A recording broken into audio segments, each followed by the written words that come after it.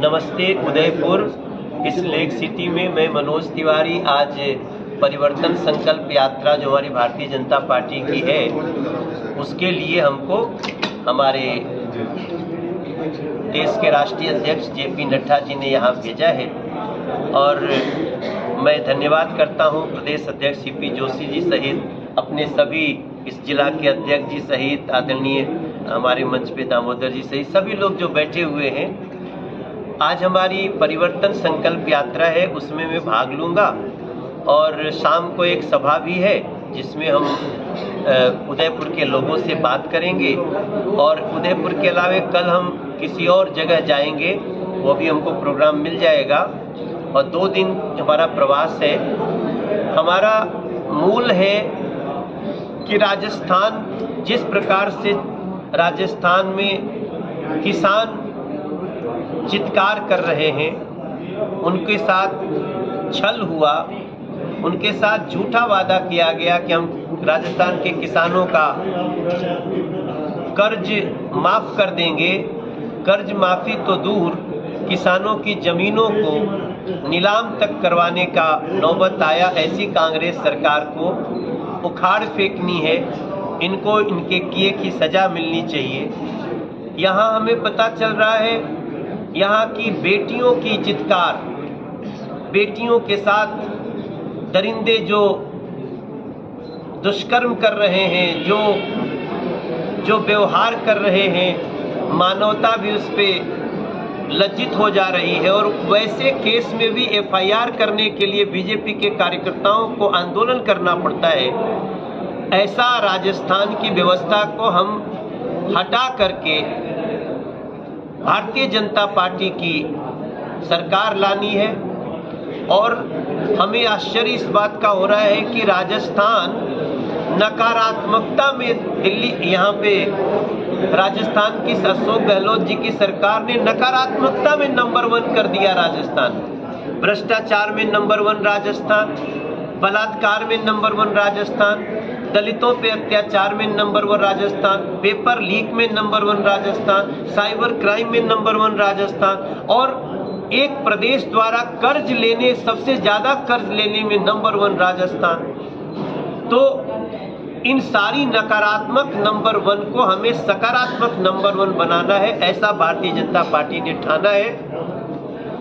राजस्थान के ऊपर जितना राजस्थान का बजट है लगभग 3 लाख करोड़, उसके 2 गुना कर्ज है लगभग 6 लाख करोड़। ऐसी व्यवस्था को जड़ से मिटाने के लिए भारतीय जनता पार्टी परिवर्तन यात्रा संकल्प यात्रा निकाली है।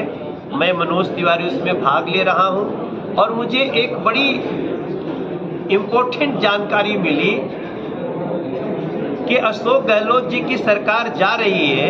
ये अशोक गहलोत जी भी रोज अपनी पर्सनल मीटिंग में चर्चा कर रहे हैं, सुझाव मांगे जाते हैं कि जा रही है तो कैसे रोकें। तो उनको सुझाव दिया जाता है कि एक और लोक लुभावन वादा करो, घोषणा करो। फिर सवेरे पहुंच बैठ जाते हैं एक लोक लुभावन वादा करने के लिए, तब जब उनको भी पता है कि सरकार जा रही है। तो उनकी इस बेचैनी की चर्चा अब दिल्ली तक पहुंच चुकी है कि अशोक गहलोत जी को अपनी सरकार खुद जाती हुई दिख रही है।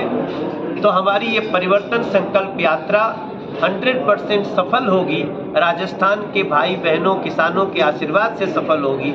इसके लिए मैं आज उदयपुर। सर, जिस तरीके से आप बता रहे हैं कि 66,000 रुपये प्रति व्यक्ति कर्ज हो चुका है, तो क्या राजस्थान की सरकार को जो योजनाएं चलाई जा रही है उन्हें अभी त्वरित कार्रवाई करते हुए बंद कर देनी चाहिए? देखिए, ये तो एक पूर्ण राज्य है, यहाँ तो सारी जो जिम्मेदारी है मुख्यमंत्री की है। लेकिन ये कितनी चिंता की बात है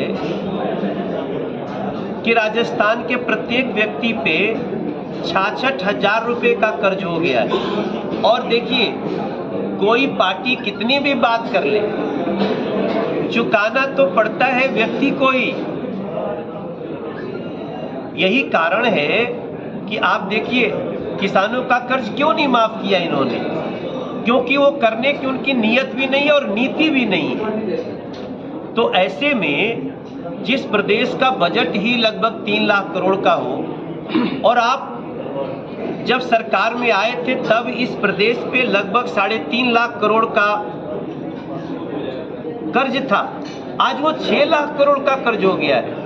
अक्सर क्या होता है, जैसे आप पिछली सरकार जो वसुंधरा जी की थी, उसमें जब सरकार उनको मिली थी तो जो भी कर्ज था उससे लगभग आधा कम करके उस अगली सरकार को दिया था, आधा से थोड़ा कम। ऐसी स्थिति में जब इनका देखा जाएगा रिजल्ट, इन्होंने जो मिला उसको और लगभग डबल कर दिए।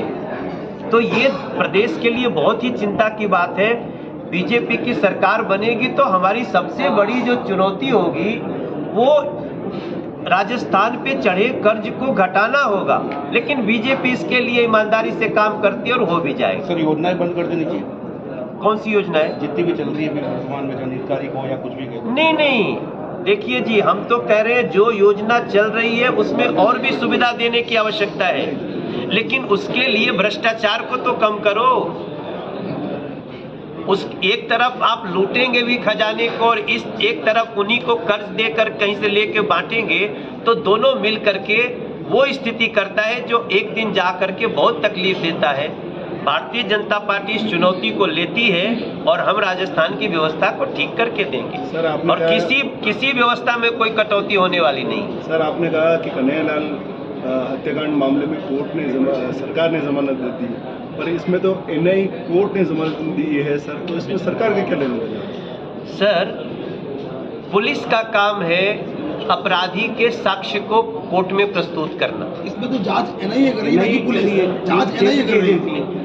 आप इस चीज को समझें, कोर्ट होती है, कोर्ट में जब आप पुलिस के द्वारा साक्ष्य रखे जाते हैं, अगर उसी में आप साक्ष्यों से छेड़छाड़ कर दें, साक्ष्यों को छुपा दें, ये सीधा सीधा दोष लोकल पुलिस का होता है और उस पर पूरी तरह से दबाव है। और हम आपको ये भी बता दें कि जमानत पे किसी को छोड़ने से कोई बरी नहीं हो पाएगा। भारतीय जनता पार्टी जैसी सरकार में आएगी, आप देखिएगा कैसे इन दरिंदों को खींच करके ला करके और सबूतों के साथ इन लोगों को कानूनी सजा दिलवाएगी। सर, पुलिस जैसे भी आपने कहा कि जांच पुलिस कर रही है, इस घटना के ठीक 3 दिन बाद पूरी की पूरी जांच एजेंसी बदल दी गई, एनआईए जांच कर रही है। तब से लेकर अब तक करीब 1 साल से ऊपर, 1 साल से अधिक हो चुका है। सर, मैं आपको यही बता रहा हूँ, मैं आपको यही नहीं, बट एनआईए को किससे लेना पड़ता है? उसके साथ पूरी पुलिस की ही लोकल व्यवस्था होती है। और देखिए, बता रहे हैं वो जमानत जरूर करा दी है, उसको बचा नहीं पाएंगे, क्योंकि सरकार बदलते ही आप उसका रूप देख लेंगे कि कैसे ऐसे दरिंदों को सजा दी जाती है और साक्ष्य कैसे इकट्ठे किए जाते हैं। सबकी हमारी नजर उस पे है और हम ऐसे लोगों को बच के निकलने नहीं दे सकते। सर, जैसे कि आपने अभी बताया कि राजस्थान के एक मंत्री ने कहा था कि मर्दों का प्रदेश है, लेकिन पूरी बीजेपी का भी सेंगर के संदर्भ को लेकर किसी तरह का अपना मत नहीं पेश किया। कौन सा?